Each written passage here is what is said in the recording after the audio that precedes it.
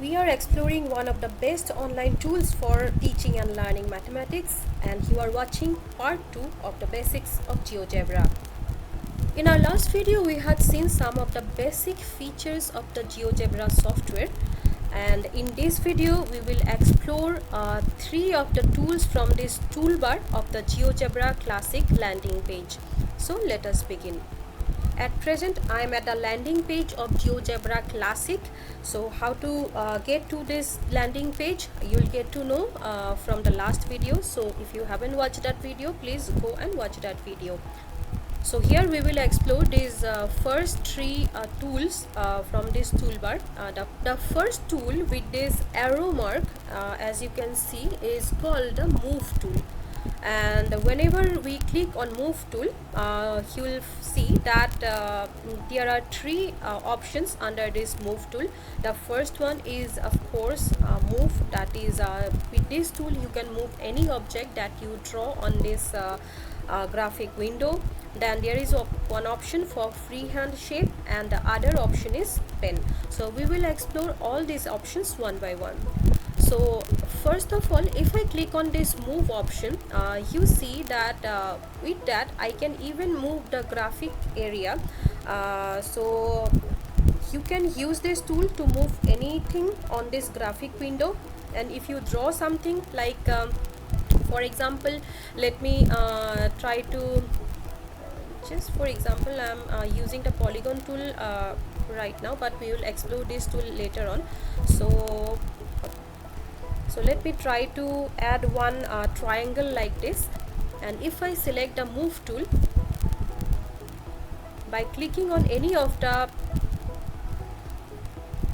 lines, you can see that the object can be moved in either direction.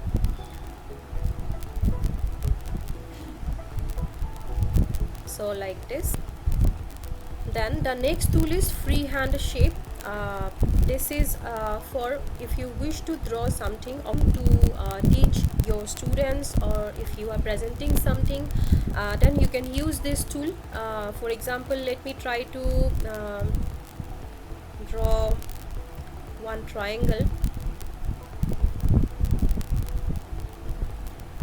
This is a rough triangle that I have made with this freehand shape, and if I click on this move tool again and I click on any of the lines, then you can see that the lines can be moved easily from their original position, and you can again place them accordingly. So this is the function of the move tool. Hope you have understood so far too. Then let's explore this pen tool. What you can do with this tool is so for example, if you wish to write any equation, say x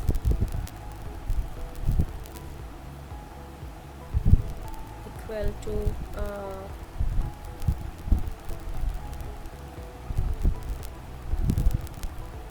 y square. So you can use this tool, this pen tool, to write something of your own as well. And let me remind you that whenever you tend to perform any activity on this graphic window, you ensure that the move tool is selected, because then only the activity or whatever you wish to do with your objects or project can be performed smoothly. And one more thing, that on this toolbar, whenever you click on something, you see that as soon as I click on a particular tool on this toolbar, along with displaying the options under this particular toolbar, it will also display the description about this toolbar like this on the bottom of the pen, so that you can have an idea what the tool is all about or what you can do with this particular tool. And after you are done with what you have done with this graphic window, you can go back to the original position by using this. So you can see as soon as I click on this revert button, undo button actually, it takes me back to the original position. And this is the redo button, that is if I click on this, it will take you to the next steps one by one. So right now I do not want any of these, so I'm removing all the objects, all the functions that I had done earlier. So my graphic window is clear now. So let's explore the next tool. This is the point tool. So under this point tool you will find this much options. You will find the option to insert a particular point. You will get the option to insert point on an object.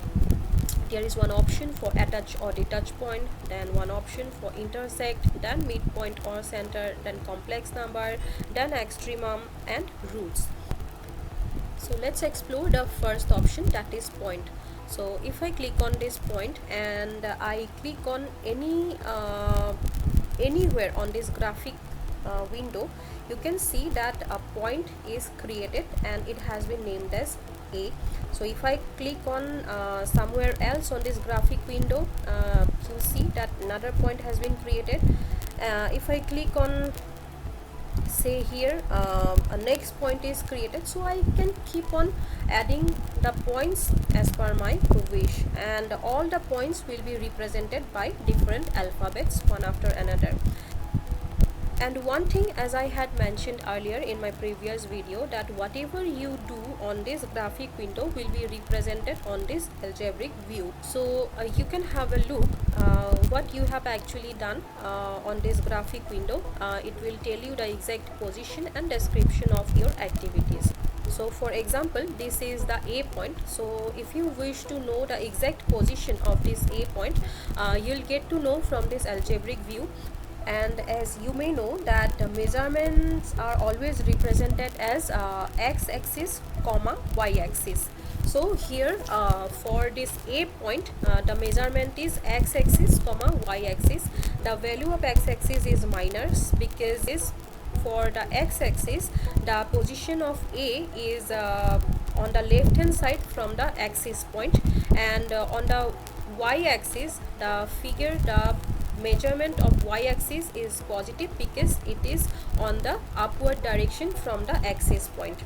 Okay, so you can also measure this, that A for x-axis is minus 5.34. so if you go on the left hand side from this 0, that is the axis point, you will see that 1 2 3 4 5 5.34 5.3. so it is somewhere in this position 5.34, the value of point A on the x-axis. Similarly, the value of A on the y-axis is 7.79. so you can measure it from here, 1 2 3 4 5 6 7 7.79. so it is here before reaching point A. This is here 7.79. so this way this algebraic view gives you the accurate position of whatever you draw of any point or any line, and you can have the detail and exact value or representation from here. So this is about the point option under this point tool. Then the second option here is the point on object. So whenever you create an object using the points, it will display any point on this object. The next option is attach or detach point. But since we are discussing about the basics of GeoGebra only, so we will not discuss this tool as of now. We'll see it later on the advanced versions. The next option under this point tool is the intersect. So intersect is something that whenever you draw some curve on this graphic window, so in between two or more curves, the common points will be determined by this intersect tool. So let me just try to add one circle for example, and if I draw another circle here,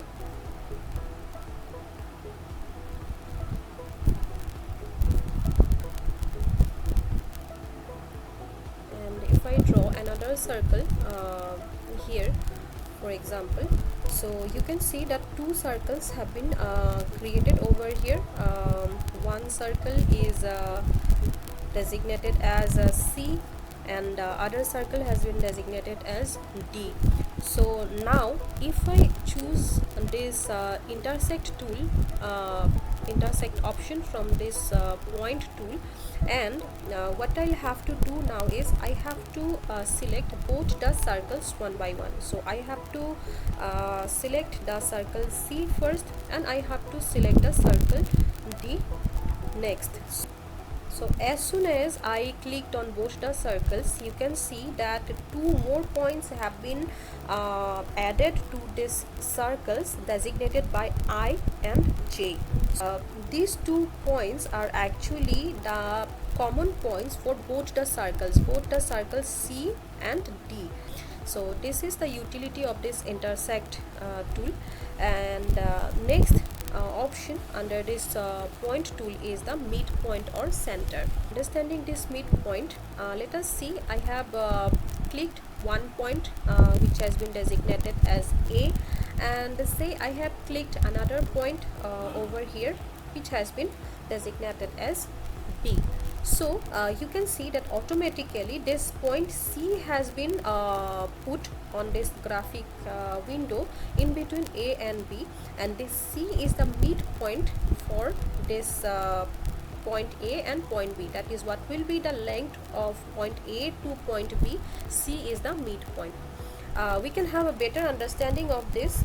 Say I take one point on this 0 point, that is the axis center, and I take another point on this point 6. So if I click on, so as soon as I click on the second point on 6, automatically midpoint called F has been put on this line, and the midpoint has been chosen at 3. So 3 is the midpoint for 0 to 6. So in this way you can find a midpoint for any length of object. The next options under this point tool are complex numbers, extremum and roots, and these are again something to be discussed under the advanced versions of this GeoGebra software. But for the basic knowledge, basic understanding of this software, these options called the point, then point on object, then intersect and midpoint will be the most useful under this point tool. Moving ahead with the next tool on the toolbar is the line tool. So if you click on this line tool, you will see this much options. There is one option for line, there is one option for segment, then segment with given length, then ray, then polyline, then vector, and then vector from point. So let us explore what we can do with this line tool. So for example, let me try to put one point on this graphic window which is represented with A, and if I just move my cursor, you can see that a line has been drawn, and you can move this line as per your wish in either of the directions wherever you want. And if I wish to put another point on this line, and I just click on this point, you can see that the line has now been fixed, and as soon as the second point is added to the line. So this way you can put a line. Now moving ahead with the next option, that is the segment tool. If I click on this segment tool and I click on one object, one point on this graphic window which has been designated as a C, and I click on another point, so now you can see that this line is not indefinite like the previous one. So this is just a segment. So wherever with whatever length I want to put a line, it will allow me to do so. So whenever I click on the next point, it will generate a line segment, and which has been given the name G automatically by the software. And again I would like to show you the function of the move tool, that I have selected this move tool, and with this I can move the line anywhere on this graphic window. And let us see the next option, that is segment with given length. So if I click on this segment with given length, you see that, for example, I take my next point on this graphic window here, and as soon as I click on here, a new point has been generated, which is denoted by E, and a pop-up box has appeared on this graphic window, and it is asking me to put the length. So for example, I put here any number, say I put here 5, and I click on this OK.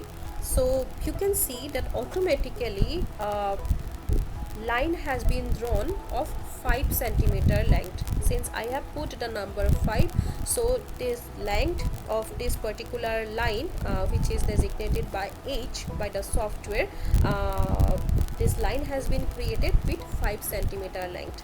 Again, let us try this one more time. I select this segment with a given length, and I take any point, say I take this point, and I give another number, say I put 8, and click on OK, and now you can see that another line has been created with length of 8 centimeters length. Let me